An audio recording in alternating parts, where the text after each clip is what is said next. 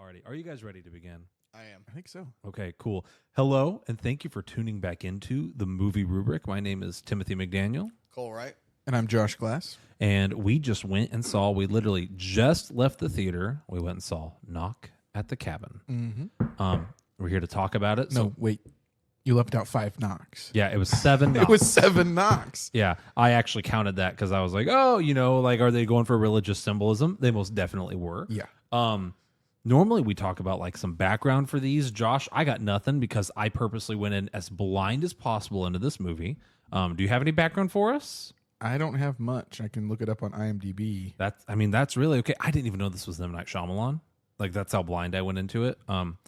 I got really annoyed because I was on YouTube and I saw a ad for the movie that played, and it was like a 10-second unskippable ad. Mm-hmm. And I at first was like, okay, it's not going to show anything more than the one trailer I've seen. But then they showed something that I very much considered a spoiler, having now seen this movie, and I'm a little salty about that. Let's talk about it spoiler free first. I'll toss it to you first, Cole. You've seen this twice, right? Yeah. So, I knew we were going to go see it, but I got invited to go see it with another friend group. So I'm like, you know what? I'll go check it out. You cheated on us. I almost told him no, like I'm not going to go with you because I was going to stick with the boys. I tried to push 80 for Brady, Yeah. so we didn't have to go see Knock at the Cabin. Well, now we can go see that. Yeah, now we can go see it. For Brady. But I couldn't sway him. So, I mean, M Knight Shangurlongs is an interesting fellow. Yeah. He's one of those directors that either gives you really good, like The Sixth Sense, or gives you complete garbage, like Old. And it's very seldom is there an in between. So where would you put This is one? the exception for an in between. Yeah. I thought it was my first take, like the first time seeing it, I'm like, that's all right. Yeah. It's not the worst thing he's ever done. It's also not the best thing he's ever done. True. Piggybacking off of that, I already know what the worst thing he's ever done is, and it's Avatar.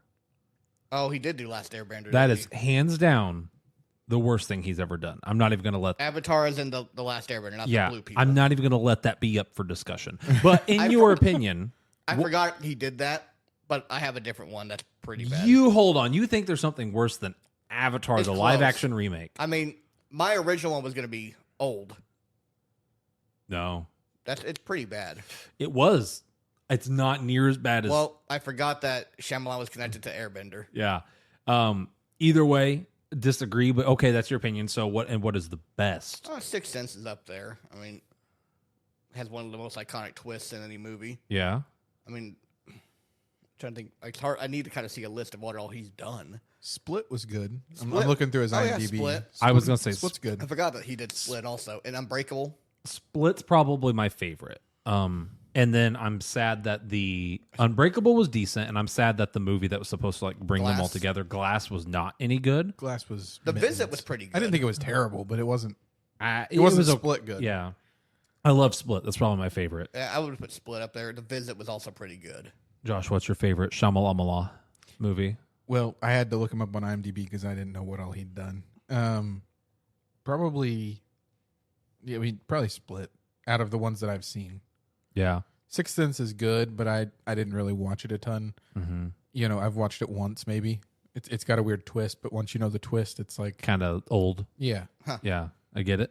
Get it? Old. I get Cool. it. That movie sucked. Your favorite Shyamalan movie? Yeah, clearly the best. It has a lot of funny memes in it. Okay. So, I mean, I would agree. So, you thought the movie was okay, Josh. What about you? I enjoyed the story. Without getting too heavy into details, the actor choice was odd for me. Yeah. Overall, I liked it. I think I really liked it until the end. I think the last 5 minutes were so tonally weird to me that it kind of like, I just left the theater not being sure what I should be thinking. Like, was it supposed to have any sort of message? If it wasn't supposed to have a message, what am I supposed to be feeling? I don't know. Like, without spoiling anything, this theories. movie kind of gives me like, it kind of made me think of like the ending of Cabin in the Woods. Like the end of Cabin in the Woods, like spoilers for Cabin in the Woods. I'm not necessarily saying they're related, but like it has like a very it's supposed to be a funny, dark ending. And then this one, like, it wasn't supposed to be funny, but also was trying to be funny. And then it also was supposed to be dark, but it also wasn't super dark. And it was kind of mildly uplifting, like, and it was just weird. Yeah. And I'd never got the sense that this movie tried to be funny. not until the very end. And really, I don't even know if it was trying to be funny at the very end. It was just so awkward in some points that it made it kind of funny. I mean, Maybe. okay, I can't really discuss that part because I have my thought of what that is, but I can't really say it without We're tiptoeing around giving spoilers. a Yeah. plot away. So here for the start of it, I guess we can jump right into it. Thumbs up. Proverbial thumbs up, thumbs down. Thumbs up. Yeah. Should people take time to go see this in theaters, wait for DVD, or just skip it? You know, what are your guys' thoughts on that? I say stream it. Yeah, I would agree. Yeah. Unless you can catch a cheap showing and you got nothing else to do, I would say just wait for it to come out on Netflix. So I mean, I would say stream it. I've also seen this movie twice now, but really, Tyler, you paid for my ticket because I used your Super Bowl money you gave me Oh, to okay. pay for the ticket today. All right. Listen, we all know that it was rigged. Oh, it Yeah. wasn't. It was a hold. Yeah. That was not a hold. That was a hold. All right. I mean, hold the guy announced that it was a hold. Here's the thing. But We're talking about the Super Bowl now. yeah, Hold or not, it's hard to say that the Chiefs really won that game. Like, I think they might have won it on their own. It was a Chiefs tie game. lucked into that game. Yeah, I think. like Eagles I think as far as just like having a good game, the game was awesome up until that moment, and then they lucked out with that hold. Like the ref thought it was a hold, okay, sure, and then they kicked a field goal and ran down the clock, and it was the most boring way to end what was otherwise a fan. And I don't watch football that often, but it was a really boring way to a great game. Here's what I saw. Different perspective. The Eagles were up double digits on the Chiefs. Patrick Mahomes was on one leg, pretty much, and you still couldn't shut him out. I will say I watched some Second team to ever blow a analytics. double-digit lead True. in Super Bowl history. I watched some analytics about it after, and the Chiefs' offensive coordinator, give him props. He picked apart the Eagles' defense. Oh, and yeah. like they're looking at plays that happened at week 5 in the regular season and saw how the Eagles' defense reacts to things and pulled it out in the Super Bowl, and that won them the game. So maybe I'll take back my comment. They didn't luck into it, but it just felt like they were in the right place at the right time. They had momentum. Eagles were shook. Patrick Mahomes is best quarterback in the world right now. I don't think anything they did was luck. I think they played very, very hard, but it also is very upsetting when it would have been much better had they won scoring a touchdown like normally, like if it went into overtime and it was actually, you know what I mean? They competitive at the end. Part of the They part won of the strategy. They won because of a call. Yeah. They didn't win because they scored a touchdown because they played better. At the end, like in the last couple minutes, they won because of a call. And I don't like football, but it's just very upsetting for me to watch because the one game I watched a year I thought had a very just ending. Yeah. And to your point, Cole, Patrick Mahomes was not the best quarterback in that game. You're right. Jalen Hurts threw for more, ran for more. He played a better football game than Patrick Mahomes did. Who Mahomes- was the one on the holding call? Who was That the was, quarterback at the time? Because that was the stinkiest pass in the whole game. That would have been Patrick Mahomes. Mahomes, right? That was the worst pass in the whole game. He threw it so far to the back left pocket, like holding or not, that guy was not getting that pass. He wasn't. No, he wasn't. But, you know. Oh, well. I don't We're get not a paid- sports I don't- podcast. I don't get Maybe paid- we should be. Maybe we should do the sports You know, rubric. I feel like that would be really entertaining. Because we... None of Especially with- Cole's like probably the most into sports out of the three of us. Yeah. I really like hockey, but besides that, I don't really pay too much attention So to Tyler's what going to else lead is all the going on. discussion on it. Oh yeah, you just want me you really want me leading at a sports podcast. Let do. me tell you, sports ball. Actually, I think there is a podcast called Sports Ball. I Well, think we can't Rooster be that. Teeth We're going has to be the that. sports rubric. The sports rubric. I like. All right, back on track. Stream Knock at the Cabin if you like M Night Shyamalan. If you like suspenseful horror movies that keep you guessing. All right, we're gonna get into spoilers now. Yep. Spoiler warning. I need to one of these days I'm gonna get a giant button that goes. Yeah, just that honestly needs to be the voice. I just need to go clip that later. That way people know. All right. The supernatural element of it. Sorry, I was trying to think where I wanted to phrase my thoughts. Was what was spoiled for me in the YouTube trailer. I went in not knowing hardly anything about this movie, and I would have loved to have not been knowing for sure whether like the supernatural element was like a real part of this movie. Oh, okay. But because they showed the tidal wave and the planes falling and that little YouTube thing I saw, once like the movie started, I immediately knew that we were going to get to see some plagues that are of supernatural element. So it kind of ruined that for me. But then 2, once I saw the planes falling and he started describing the things, I was like, okay, I know at least 3, if not 4 of these people are now going to die for these plagues. And so it really spoiled like those 2 huge elements for me of this movie. But it didn't ruin my enjoyment. Yeah. I think I saw the same ad.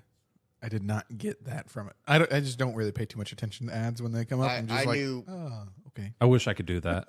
I just knew Batista and Ron Weasley were in it, and that was enough for me. I didn't know he was in it till I watched this. And Ron Weasley or Batista? Ron Weasley. I knew Batista was in it. Rupert Grunt? Grunt. I don't know. Rupert Groot. I am Groot. Yeah. I didn't know he was in it. The dad, is that the guy from Always Sunny Which in dad? Philadelphia? The one that looks like the guy from Always. Daddy Andrew or Daddy Eric? We're going to only call them that from now on. I'm going to look up the IMDb. Hold on. This guy, Jonathan Groff. He's not the guy from Sunny, That's is he? Eric. Is he? No. Okay, he's not. Say, I don't. He looks, we have a laptop here with like a TV pulled up. He looks like a Walmart brand version of the Always Sunny in Philadelphia guy. Oh. Do you know who I'm talking about? He's King George in Hamilton. Oh, okay. He sure is. I knew his face looked familiar. And I was the same thing. I was like, this guy looks familiar. And to me, he looks like and he's not fat by any means, but the dude from Always Sunny is like a walking skeleton. He looks like a healthier, maybe you could argue, version of that guy. And I was like, the whole movie, I was like, is it him? Okay, it's not confirmed. It is not. So he was Eric. Eric. No, Daddy Eric. Daddy Eric. Daddy Eric. I think my favorite character in the movie was Batista's character, Oh, yeah. Leonard. He was the best. Leonard, hands down. But quickly followed up by Daddy Andrew. I liked Leonard's character. I'm just not a huge Dave Bautista serious role kind of guy. But I thought he did good. I did not.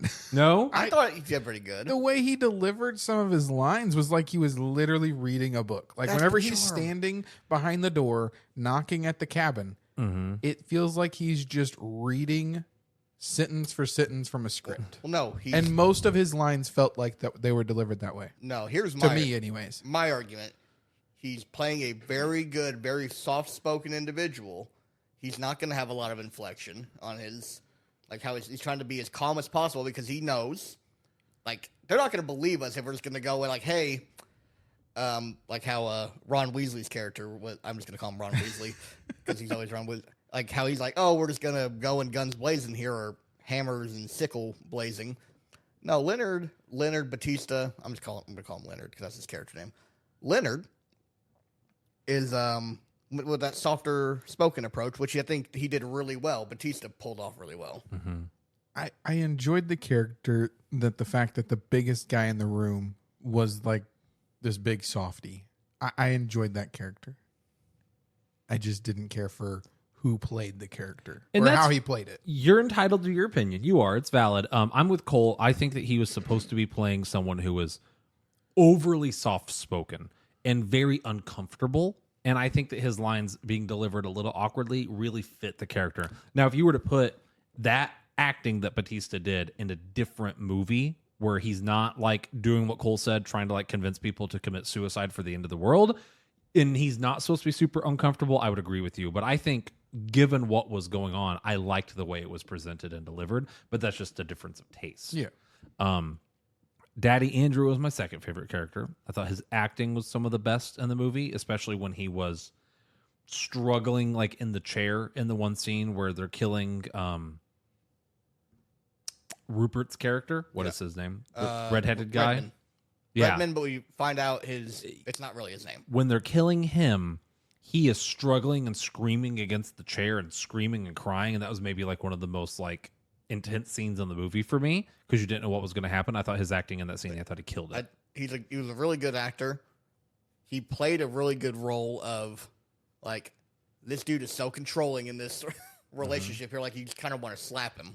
Yeah, like get that. Boston Eric around, Eric's trying to have his own thoughts here, which I get it. He's under a lot of stress, but you kind of see throughout even the flashbacks, like Andrew, Daddy Andrew, kind of controlling. Mm-hmm. A little bit, yeah. He was definitely the dominant one in the relationship. Eric just kind of was like, whatever. So like on that point, I got to give the movie a lot of credit here. Like it's a gay couple, and whenever the first fight breaks out, the first thing he says, he mentions he has a gun, and the guy's like, "Did you bring it?" And I was like, "Oh, cool. Like they didn't put these guys in a box. Like this is a gay guy with a gun. Awesome." And then like 2 minutes later, he starts throwing haymakers left and right, and I was like, "Okay, cool." Like I didn't expect that. I mean, maybe I went in with preconceived notions about a gay couple, but like I just wasn't expecting that. But then later, they showed that he had like backstory reasons for owning the gun.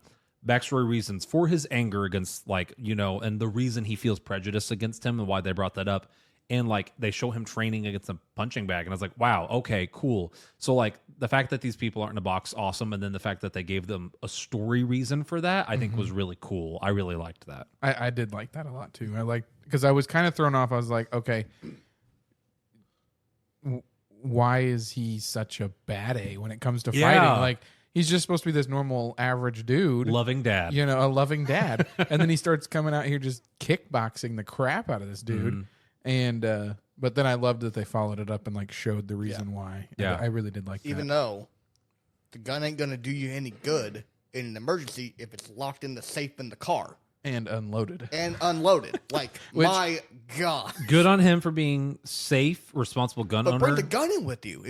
If it's a home invasion, if someone breaks in, like what we just saw. My thing was bears. He was really worried about bears at one point. And the other thing was it seemed like they hadn't been at the cabin very long. No. So he may have not just got there. Yeah, he may have what not I have got, gotten it out of the car yet, It seems like it was that day. Mm-hmm. Like they had swam in the lake, unpacked, and then all this happened. Yeah, because the guy was in a robe. Yeah, the guy was in a robe. The other guy was in the same shirt that he jumped in the lake in. So yeah, it could have been that he just hours. A couple hours. He hadn't gotten out of the car yet. I'll give it that then. Yeah.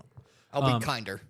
I did love his trigger discipline. That's such like a weird thing to talk about in a movie, but I see so many movies where characters have terrible trigger discipline. So even though we have this character, first off, if I was in this guy's shoes and someone was trying to threaten me and my family, I'm turning into the Danny DeVito meme, and it's like, and then I started blasting. Like that's literally me. Like there's multiple times. So like Leonard has his husband like against the wall, and he walks in with the gun before Leonard turned around. I'd have just shot him. That's what I was thinking. I was like, I was sitting there the whole time. I'm like, shoot him. Yeah, just shoot him. Like, what's the worst that's going to blast happen? him. Oh, wait, the end of the world. Yeah, that's true. Which makes me think that I at first was like, ugh, I would have blasted that guy, but it also makes me wonder, did he actually kind of believe them a little bit? Because I think if he didn't believe them, he wouldn't have put Leonard like in the bathroom and let him live. He would have just shot when he went in. It kind of makes me wonder, maybe he actually wasn't as sure as he gave off. Leonard kind of hinted at that, though. Like, I could tell when you're lying. Yeah. Kind of hinted, like, you believe us, somewhat at least. Yeah. This movie did a really good job of, like, making you step back and think, like, well, one, this is a very highly unlikely scenario to ever find yourself in. But you don't know that. You don't. It could happen right now. It happened last week. We don't know. It was just the family, like they didn't like each other. Yeah. Right. So they came to a conclusion really easy. They had a kid they didn't like. It's like, all right, if we're being real, we had one too many. You're a low man on the pole. But I mean, like, but seriously, it made me at least kind of step back and think, like, what in the world would I even do in this kind of scenario? Like, this is so outlandish. I don't know how I would react in a scenario like this. Like, yeah, it was weird. It made you really kind of go, what would I what would I do? it really did, and that's what I loved about this movie. This movie did such a good job of suspense and making you uncomfortable and just making you squirm and not being sure what's real and what's not. I think that they did a good job with that in this film. If it didn't do anything else right, it did that awesomely. Yeah, and it did a really good job of like you said, what's real, what's not. Like, at times you could side with the four people. At times you could side with the family. And it was like, and up until the very end, you didn't realize whether or not they were really telling the truth. Mm-hmm. And it was really good.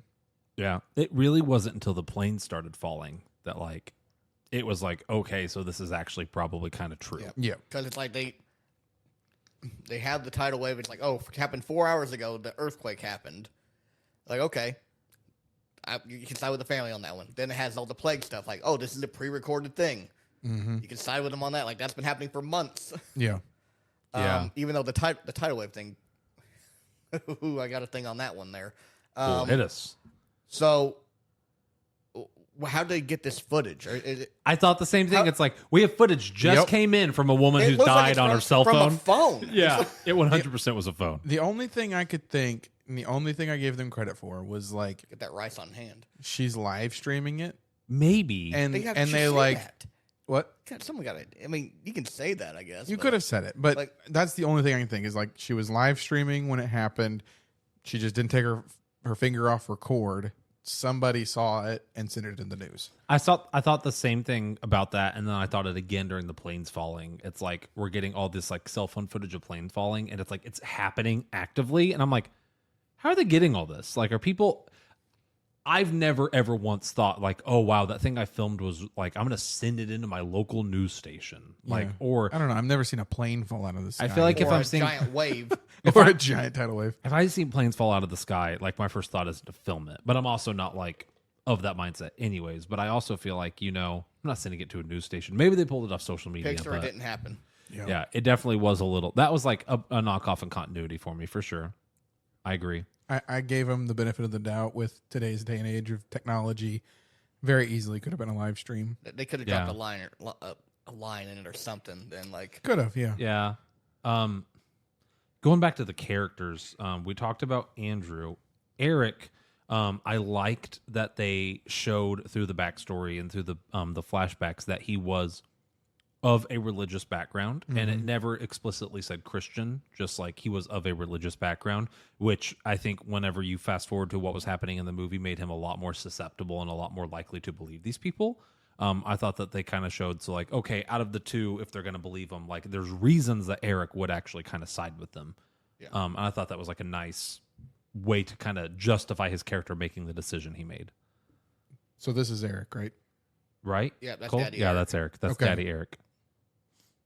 I thought it was Andrew's parents that were that was- were shown in the backstory. yes. So- Andrew's parents were in the backstory. Eric's mom called. Mm-hmm. That's Yeah. how it was going. Andrew's parents were in the flashback as like showing being disapproving. Uh-huh. But Eric throughout the flashbacks multiple different times was hinted that he himself was religious, and that was shown 'Cause- very vividly at one point where they were waiting to adopt Yeah. the That's- daughter. Yeah, that's the only time that I saw that.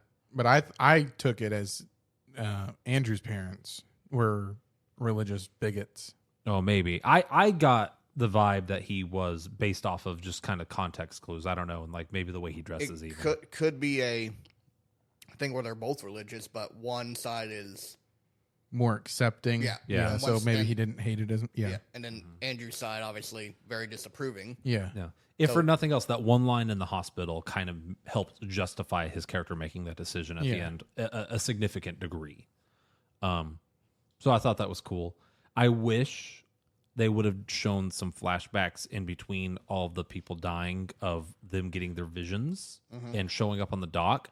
So like, That would have probably aided into some context, you know, Yeah, and that some definitely meat would of, help. meat of the movie. yeah, like I feel like I didn't feel for the people when they died near as much. Not really until the end, whenever they find all their stuff in the truck. Yeah, and It's maybe like, that was, and then you're like, oh well, maybe that was these by were design. real people.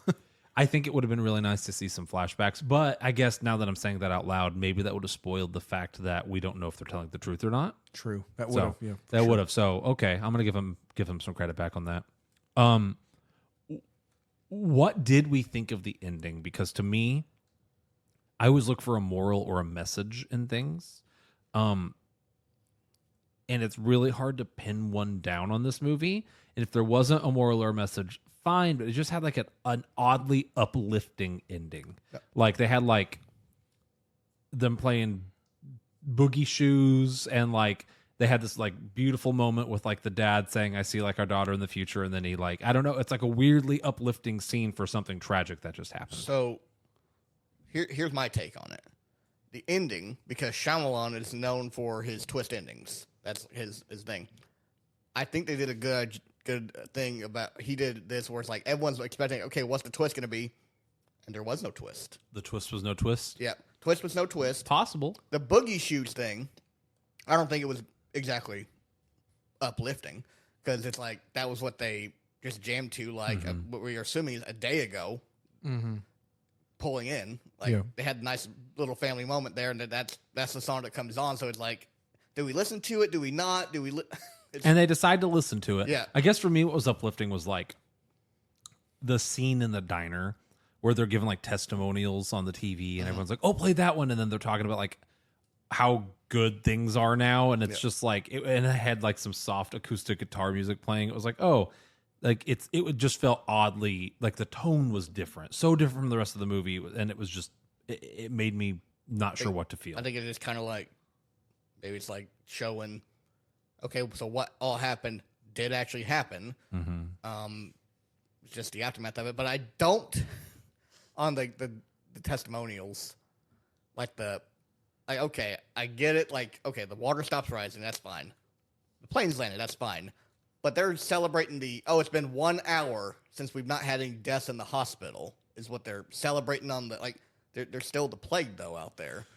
I think that one was shocking. Like, so like imagine if COVID, like people are dying left, right, left, right, hundreds a minute. And then all of a sudden 0 people started dying from that point on. Yeah. That would be kind of wacky. Yeah. That'd be worth reporting. Yeah, I mean, like, I don't know. It just seemed kind of weird. Like it was a weird. It was kind of the only way they could present that plague kind of ending. Yeah, because you can't just say, well, it's gone. Like everybody's miraculously healed. And for all we know, it was. Yeah. But you'd have to wait a couple days, you know, to kind of show that. Yeah, I mean, I don't know. That was a weird one for me. Yeah. The other two made sense, but that one, like, I get it. You do have to show that it's all over, but it was odd to me because I assumed all the planes started falling simultaneously. So for some planes to land, that would mean that some planes had to have like taken off post like all the stuff happening. Well, you got to think like I've got an app on my phone. Somehow I ended up on the aviation side of Facebook. You know how you like one video and like, everything pops up? For sure. So anyways, I downloaded this app and it's called Flight Radar 24.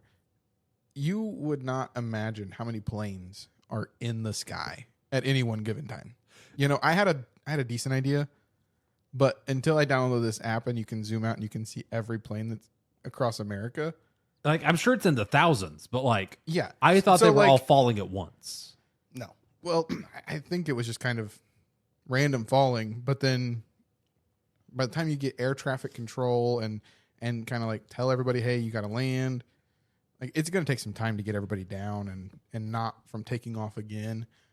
So I didn't find that too. There's a lot of airports wild. In the world. Yeah, for me that was the weirdest one because it's like, okay, the sky fell and shattered to the ground like glass. Lame isn't maybe the word I'd use, but airplanes falling from the sky feels a little lame for me. We're having plagues. They started with the coolest plague. Like they should have saved that one for the end. Like giant tsunamis. Okay.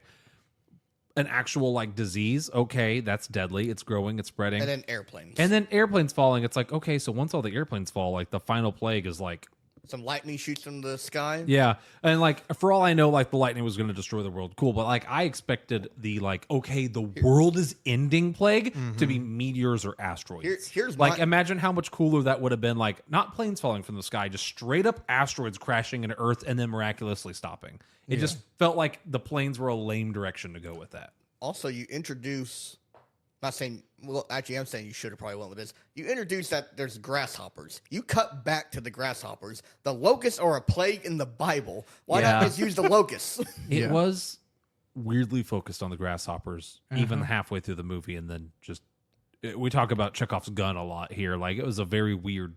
Thought we were going to get a plague of locusts or grasshoppers. Yeah.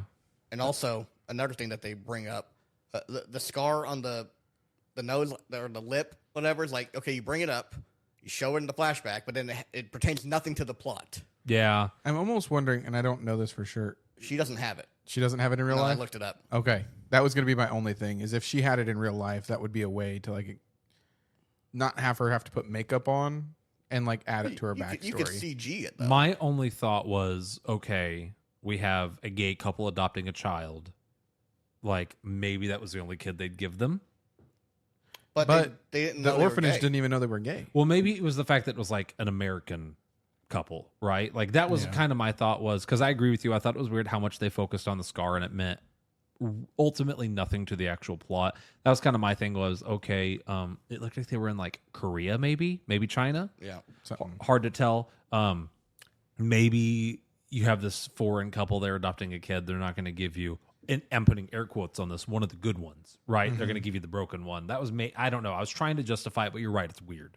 Yeah, it's a weird thing. I don't know. Yeah. All in all, I loved some of the visual effects they did to like add suspense to stuff. But I love that they didn't show gore that much. They made the horror the feeling. Like they didn't show the gore. They didn't try to make you uncomfortable with blood. Like that was actually all off camera, which I thought I appreciate. Like you see a little bit of blood splatter. But A little bit, yeah. Yeah. But Yeah, also- I liked the death scenes the a lot. You know, like the way they were filmed and set the up. first one was my favorite one, the Ron Weasley one, because it's like, well, not now, but the first time I saw it, it's like you don't like, okay, what's happening?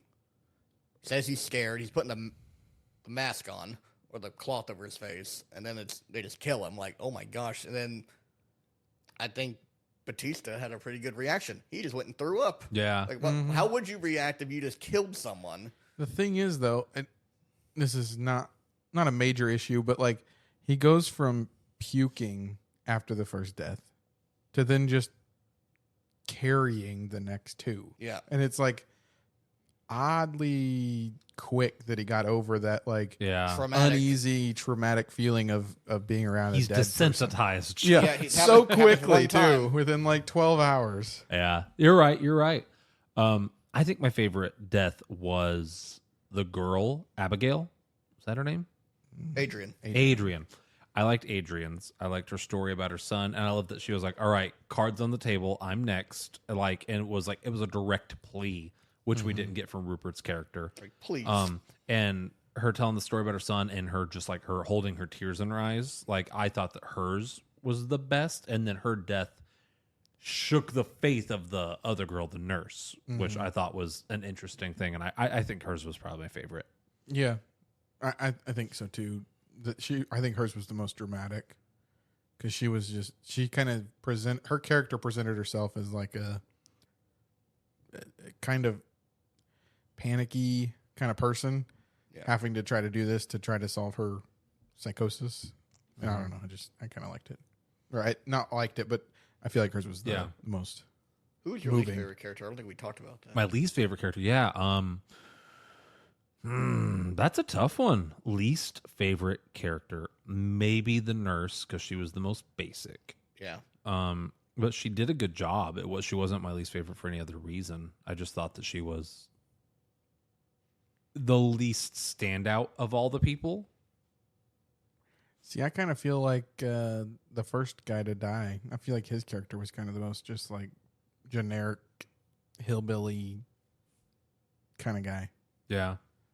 Yeah, I agree with you, Tyler. The fact that he tied back into the story, I think, but in my also, mind, makes him more recognizable. I don't like. What are the odds?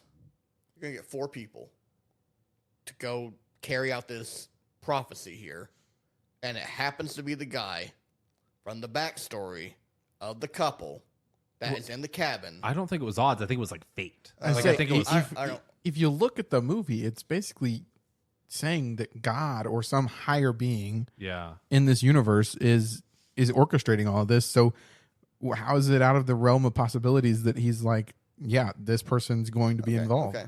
Yeah, I thought it was like predetermined. Like, But then it's like it just happens to be like they meet up on the bartender thing. Also, kind of was a weird thing for him to drop on for Leonard. I don't know. Then they all meet up on a message board. well, I think I don't know. why Why even bring up the bartender thing? Like he's just introduced himself. Lots of teachers have part-time jobs. Well, no, I'm like, it's weird though. It was a weird thing. Like, I get it. It's so that Daddy Andrew gonna have his conspiracy. Like, oh, you met him at a bar, and you did. Like, okay, I get that, but like, I don't know. It just seems weird. I don't know. I didn't think that. I personally didn't think too much into it. I can see that though.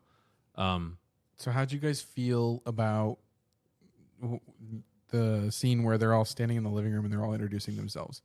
I personally felt like it was kind of like it was rushed character development because there was no backstory on these characters, so they had to just basically monologue their backstory. I don't know. I thought it was kind of odd. I think it was awkward, and it was supposed to be awkward, and Yeah. it was supposed to be odd, and it's supposed to be. They're trying to be friends with these people because they understand the choice they have to make, which I think is an interesting dynamic. So I don't know. I think it was supposed to be a little odd and rushed and funny. Yeah. And then Rupert didn't even want to go along with it. He's like, "This is dumb. What is this doing?" Like, we're wasting time. But also, I kind of want to know what would happen if, say, they just didn't, like, say the family refused and they just, like, yeah, we're not going to kill our people here. Did the plague still happen? Like, what? Yeah, that's I true. assume it would have. Yeah. But then Like, why did they have to die then? Like, Yeah. that doesn't make any sense. That doesn't make any sense. Yeah, like Wait, they hold could have. on. If the plagues are still going to happen, why kill the people? I think it's predestination. Like, whatever being is causing this to happen knows the decisions that people were going to make, therefore put the dominoes in place to fall at the right time. That's how I interpreted it.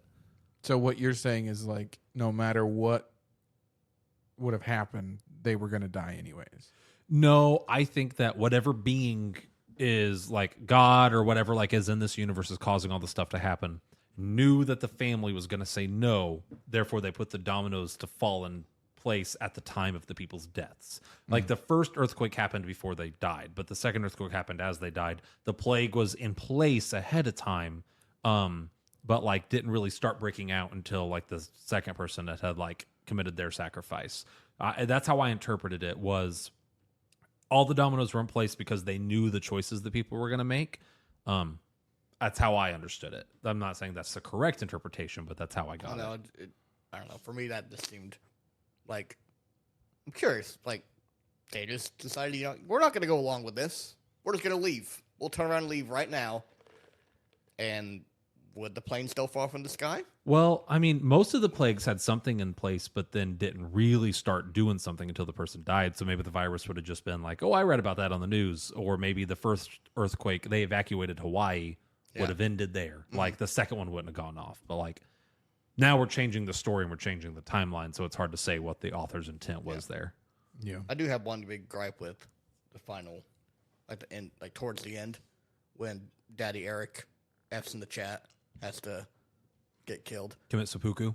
Well, you can't commit suicide. That's a rule. And all three of them have to vote. Wynn wasn't there. I don't know if it was specified all three. He did commit suicide. The guy shot him. But they have to vote on it. I think the vote was, it's me. They had to like They had come to to a agree. mutual agreement. I think when you pull the trigger, that's your Well, no, mutual he didn't. agreement. And also, I think it was kind of alluded to that the daughter knew she was on like some kind of wavelength with Daddy Eric that he was going to probably do it because she said, "Did Daddy Eric save all the people?" Mm-hmm. So like, I think she was kind of already at peace with the thought of like, this is real. Yeah. Yeah, that's true. Somebody's going to have to die, and I know my parents love me enough not for it not to be me. Mm-hmm.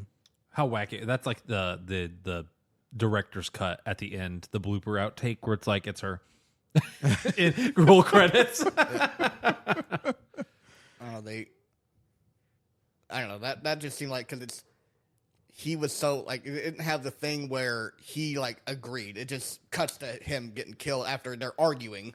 The thing was, you can't kill yourself. Yeah, you can't, and he has to be the one. Someone else has to kill you. When the one guy shot him. Yeah, but it seemed like there was never that moment of, "Hey, I'm gonna okay, I'll do it." Like I think that didn't need to be said. I think when you pull the trigger, that is you saying that. I don't know, but also, I don't know. There's some issues I have with it. Like her not being there to vote.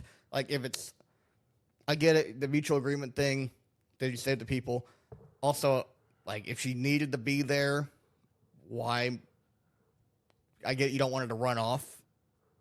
I don't know. Did Leonard say that all three had to agree, or he just said you three have a choice to make? Because I interpreted you three have a choice to make. But the way I interpreted that doesn't mean like you're worried because the daughter didn't like give verbal consent. I never interpreted it as all three have to come to the exact same conclusion. Like, you know, as long as a choice was made between them, that it was okay. But we're talking about like weird fictional magic religious rules too that have like no sort of like. I think the sacrifice is what matters. I can only vote within the rules of the universe that it presents me here.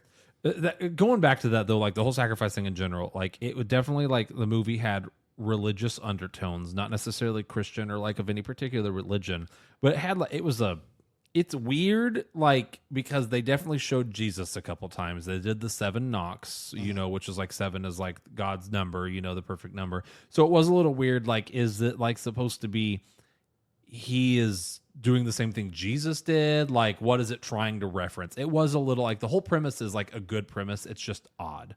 And like I said, I think I would have enjoyed the premise more if it was more spiritualistic undertones and less religious undertones. Something similar to, talked about it, Cabin in the Woods, which is teenagers have been dying at cabins all over the world for centuries. As long as they die, the demons are satisfied and they don't end the world. I think I would have enjoyed that a little bit more than the like weirdly religious thing that went on. It was kind of strange because they did make it biblical, but not biblical. Mm-hmm. Like they didn't settle on one direction. So yeah, I think it would have definitely aided to the movie's overall feel if they would have just chose one. Yeah, I agree. Like I said, the ending was just a weird tone shift. All in all, though, speaking of weird tone shifts, the going from Boogie Shoes to the nice orchestral outro music, that was the worst musical cut I've ever seen. They didn't even fade it. No, like it was so bad. It seemed like they were in there, they're editing, they're putting the song in, they let it run too long, like, crap, I don't want to have to clip this. I'll just throw it in there, it'll be all right. Yeah. I honestly thought the movie was going to end with Boogie Shoes just playing that would have been and a better fading out as they drove off. And I think it would have been because that was like the dad's song. Yeah. Like instead, going back to weird tone shifts, like you said, like it's just like, all right, mildly uplifting. They did the right thing. Playing Boogie Shoes, they're driving off into the sunset, and then instead it was like, or did they? Went to the ominous music and showed all like the fires in the distance. Yeah. I just wasn't sure what to think. You know what I don't like about this movie? How close they put the camera to everyone's face. That made me extremely uncomfortable. I would liked it because I think it was supposed to make you uncomfortable. I hated it. I don't want to feel like I'm Frenching Dave Bautista. That opening scene between Dave Bautista and Wynn. Yeah. I was so uncomfortable. It's definitely for sure intentional, and I liked it because, yes, it does make you super uncomfortable. It makes you look them in the eye. There's one part, Dave Bautista. Why am I calling him my first name, first off? Yeah. Also, why am I calling him David? We're not friends. Yeah. Sorry, Dave. Bautista's character turns because he hears a crackling in the woods, and he looks straight into the camera from like a couple inches away from it, and I loved that shot. I loved how up close, how sweaty he was. He was clearly uncomfortable. I kind of dug it. I didn't hate it. It just made me very uncomfortable. That and Shyamalan liked his blurry shots also. A lot of blurry shots in this one. They always got really blurry whenever the dads were super unsure of something. And I think it was like to show anxiety. I think like the part that it was like the blurriest was the most noticeable blurry shot was after Batista's character slit his throat. The dad's walking back inside the cabin and it keeps going in and out of focus. And I think, he's like tired, he's wounded, and he's super unsure as to what's going on. And I thought that was just kind of a way to show tension. Huh. I did not pick up on that at all. Yeah, it wasn't super noticeable blur. Like, he is really bad about blur in other movies, but in this one, he definitely blurred the camera from time to time. Yeah. So you didn't like the blur? I didn't care for the blur. I mainly my big gripe with how it was shot was the rapid up, so much up close, and like if you would have just backed it off an inch or 2 or 7, it would have been fine. It's like telling John Petrucci to turn down Cole. It's his art. It's Shyamalan's art. Let him be artistic. Shyamalan needs to put out consistently good stuff like John Petrucci does. Oh, that's true. That's true. Fair point. A valid criticism. Alrighty. Do we have any last things we want to talk about in this movie? Because we've talked about the meat and potatoes of this movie. Like, we've basically taken it from start to finish. Yeah. It's a pretty straightforward movie. Yeah, it's got some suspense. Yeah. Leaves you on edge a few times, but it's not a complicated movie. No, it's not like a Josh, your wife could have followed this one. Yeah, I think so. Yeah. No. Yeah. Oh, something I just thought about as we're talking about it, though. Like, while the story was simple, I liked the characters, and I liked that they went to great lengths to show how strong and loving this family was. Like, Batista makes the comment, he goes, I think you guys have to make this choice because your family's love for each other is so pure. And they went to good lengths to show why and how, and that it actually was pure rather than just, I love the, this saying, like, don't say it, show it. Like, they said it and then they showed it, and I appreciated that. Yeah. They also did, like, kind of showed, like we talked about, like, they did a good job of showing, not telling in this movie, just in general, showing, like, the dad's training montage and buying the gun and stuff like that. So, it's kind of cool. So, would have been really easy to just have him be like, yeah, I took a boxing class. You didn't say that, you know? Yeah. So, alrighty, I'm ready to go to the rubric if you guys are. I think so. Alrighty. Cole, I don't know who started off on the last one. Cole, start us off on this one. Plot, what are you giving the plot? Plot, I mean, it's all right. I'll give it a 3. A 3? Yeah. Okay. Josh, what about you? I'm going to give the plot a 4. Okay. It was, like I said, it was a pretty straightforward movie. I didn't feel like there was many plot holes besides maybe the shots on the news that you guys talked about, but I didn't see those as plot holes really. 4. I'm going to give it a 3. I think it was simple and straightforward, but I think it left too much to, like we talked about, like it never chose religious, spiritual, like is this like demonic. Like it never really kind of chose one or the other. And like the stuff that was simple and straightforward was great, but I think it just left too much to wonder about. So I'm going to give it a 3 for plot. Josh, start us off. What do you feel about the characters? I'm going to give characters a 3. I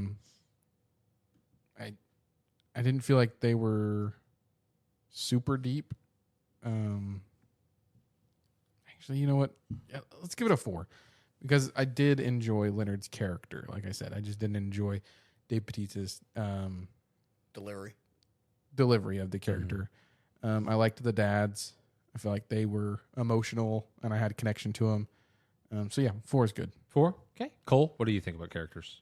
I'm also going to give it a 4. I mean, same thing. I mean, there's not a bad character in this movie. I mean, they're just weaker ones. Like, they're not all like, it's not a big cast. It's not like The Whale. Spoilers, if you haven't checked out our Whale episode, go listen to that. It's not like The Whale where they're all like great characters. They're not all like super strong. There's just a few like weaker ones that will drag it down to the 4, like the nurse and, I mean, the child actor, Win. Yeah. I'm teetering between a 4 or a 5 because I think the characters are some of the strongest parts of this movie. Like, well, it has to be. That's there's, all. Yeah, there's not a lot of them. They all have their gimmicks, their things that make them tick, their things that make them who they are. The movie says those things. It shows those things through their actions. They got and their then, quirks. And then it brings it back around later to show that, like, the reason that those people are the way they are and the reason they were chosen was for a very specific reason. I could give it a 5, could give it a 4. I genuinely like, So here's the problem. We normally watch these movies and do this, like, the next night. Yeah. Like, I have a chance to type up my thoughts. We just watched this. Welcome to the club. I'm still digesting. I'm going to give the characters were strong. I'm going to give the characters a 5. I think that the characters, if nothing else in this movie, was great. The characters were great. I'm going to give the characters a 5. I'll start us off on the next one. Direction. I think most of the time the direction was really good. There were some weird tone things towards the end that we talked about, but all in all, the amount of pure suspense and uncomfort that I experienced in this movie made it a phenomenal horror movie. I'm going to give it a 4. Would you call it a horror movie? A horror movie? Would you call this a horror movie? Suspense horror. I would put more suspense rather than horror. Yeah, suspense thriller. You don't really. There's not really any like anything to make you scared in this. You feel on edge. That's different. I think it like Men, like A24 movie. Men is not a horror movie. It's suspenseful. Just because they don't do jump scares doesn't mean it's not a horror movie, though. Though. Well, then there you go. It's not a horror movie, though. What was the jump scare? Was it when Win turns around? Yeah. And you see it coming from a mile away. Like, it's gonna. I mean, yeah, you saw it. Yeah. I'm you're Googling. Is Nog of the Googling it. Cabin a horror movie? Oh my gosh. Mystery Is an / horror. apocalyptic psychological horror That's a film. horror movie? Oh my gosh. Get wrecked, get lawyered by Google. I saw some scores there. I tried not to look at them, but I glanced at them. Yeah, we're trusting Google now with all our stuff here. For that, yeah, a little bit, Psychological on that mystery one. horror. On that one, I am because it agrees with what I said. Oh So, my gosh. so I'm giving it a 4. Cole, what are you going to give it? A 3. A 3? Any reason? Actually, the music tone shift at the end was pretty bad. The close ups, like where they're shoving us up the characters' noses, is pretty awkward. The blur shots are awkward. Some of the delivery, while I do kind of like the awkwardness of it, was off in some cases. Mm-hmm. You're leaning a 2. I can see it. You gotta drop it down to a 2. Don't do 2. See, it's I funny wasn't because trying to like. it's funny. All the things he named are things I actually loved, and why I gave it a 4. Like I think that's, Actually, no, I like the awkward. Go back to 3. I'm not trying to sway you. I'm Stop not talking to me. I'm trying to think. I'm not trying to sway you. I just thought it was interesting. It's so funny how, like, I mean, that's why we all do the rubric individually, how one person can like something that another person hates. Yeah. We do all typically come together with scores beforehand, so there's not usually a ton of back and forth about it. I'll leave it a 3. It'd be too harsh for me. I'm not going to do to it what I did to Avatar. If you haven't listened to our Avatar review, go check that out. Cole with all the plugs today. Cole throws. That's the summary. He did in our Pixar tier list too with ants. But anyways, Well, it's even Pixar. It's DreamWorks. DreamWorks. But we should do Pixar. I said that in the episode. I said we need a good Pixar movie. But I'm to come saying out. it now louder and better. Oh, okay. Therefore, Now, when we do our next so when we episode, do it, it's my idea. when we do our next episode, make sure you tune in for our next episode. And then he's going to plug this one. I'm going to plug this one. I'm going to reference this, and then it'll be cool. This podcast is becoming an M Knight Shangurlongs of like inceptions and twists. Okay, Josh, what are you giving direction for this movie? I'm going to give direction a 4. Okay, Some of the writing was just actually the writing wasn't bad. Character or actor choice was off, which I think goes into direction. Mm-hmm. And then musically, I liked it except for the very end. I felt the music set the tone really well. While the shots at the begin or some of the close up shots were awkward, I do agree that it kind of added to the uneasy feeling of the overall arcing movie. Yeah. So I'm gonna go 4. and I'm saying this, please keep in your mind, keep writing under direction if that's where you feel it goes. But writing is the reason, because I consider writing the plot. That's actually the reason I put the plot so low, is because of some of the writing choices. So once again, interesting. Like what I consider writing to be plot, you consider that to be direction. I guess it depends movie to movie, because I don't know if M Night Shyamalan wrote this one or not. To be honest with He had multiple writers with him on this one. yeah, I think like a movie can be well written with terrible direction and vice versa. But no, I'm not saying that. I'm just saying that to justify my own score and for like verbalizing on the podcast. Yeah. But interesting. Okay. Direction. Give your direction, Tyler. I did 4. Okay. And then I swayed you on accident. Yeah. Okay. Cole, start us off on continuity.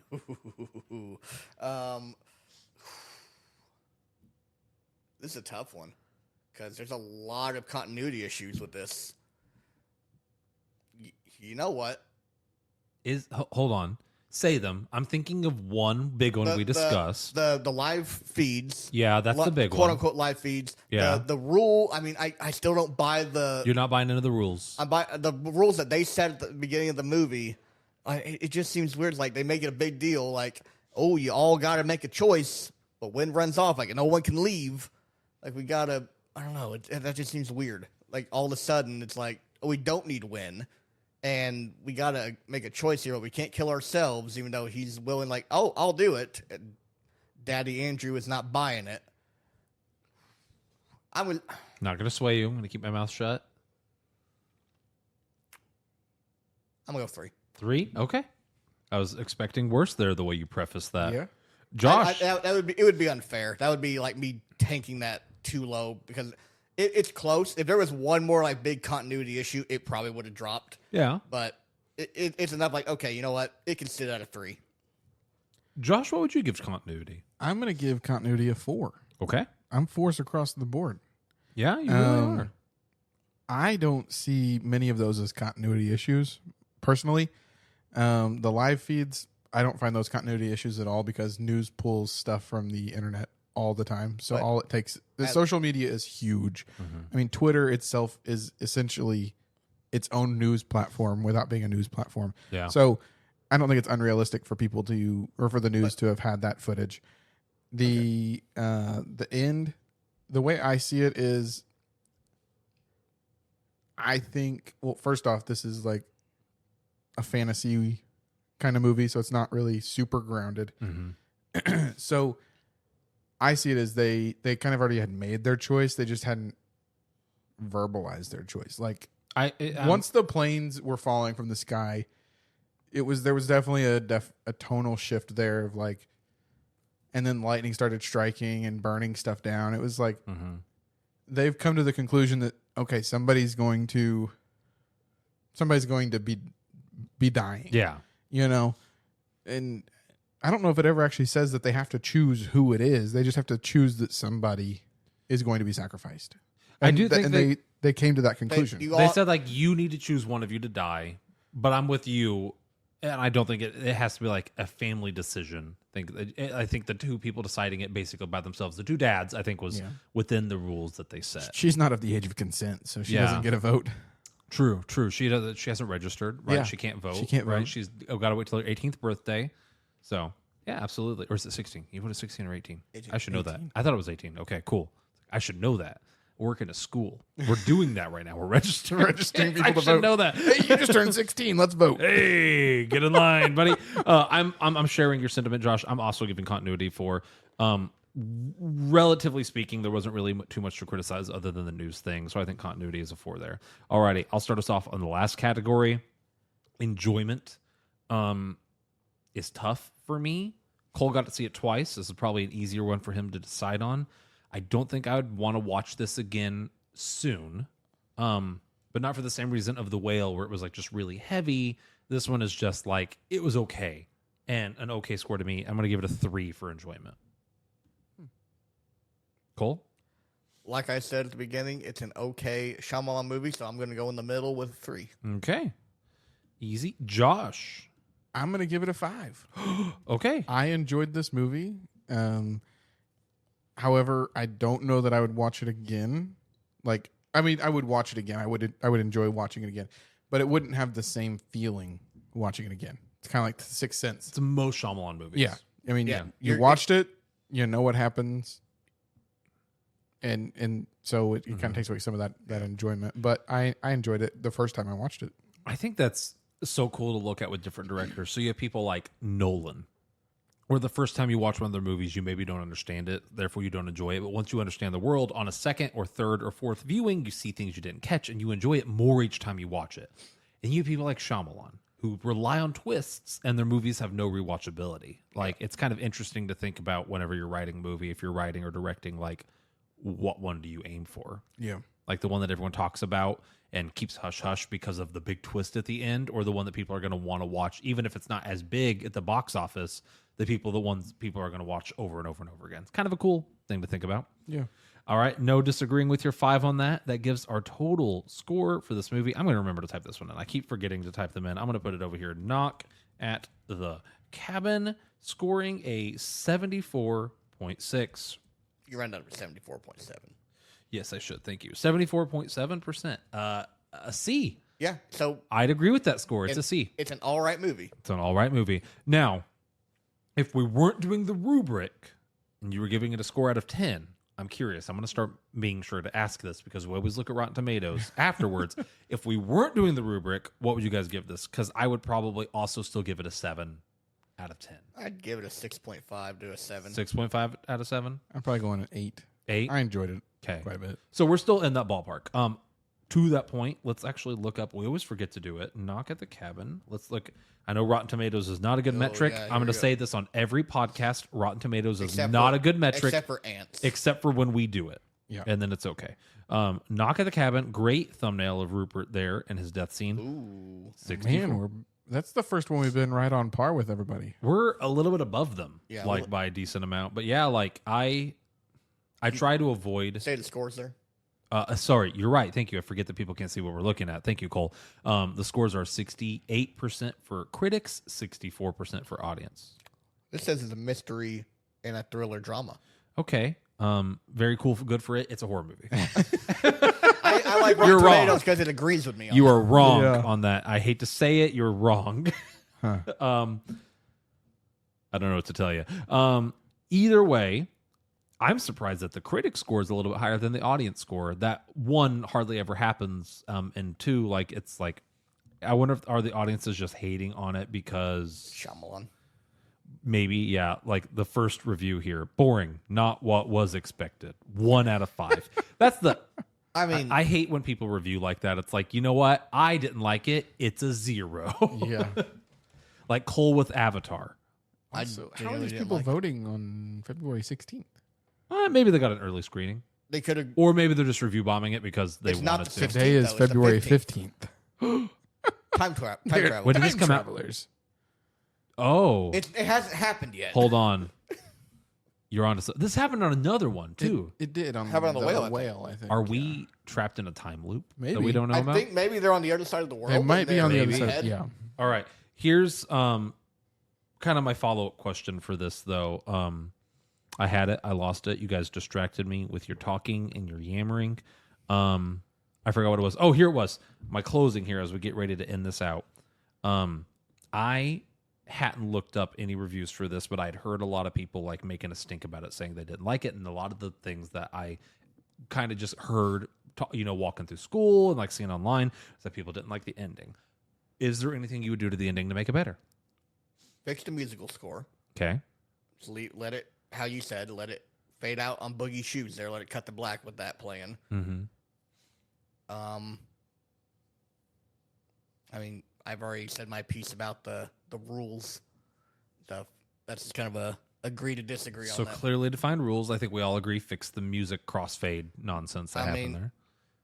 There really wasn't much. The ending I didn't hate. I think just the movie as a whole was just average. Yeah. What about you, Josh? Yeah, besides the music, I wouldn't change too much about the end. Yeah. I thought it wrapped up things pretty well. It was kind of like a breather moment for not only people watching the movie, but the characters too. They got away from the cabin, back to society, realized they weren't crazy. Everything wasn't for nothing. So I thought it did a pretty good job wrapping up the movie.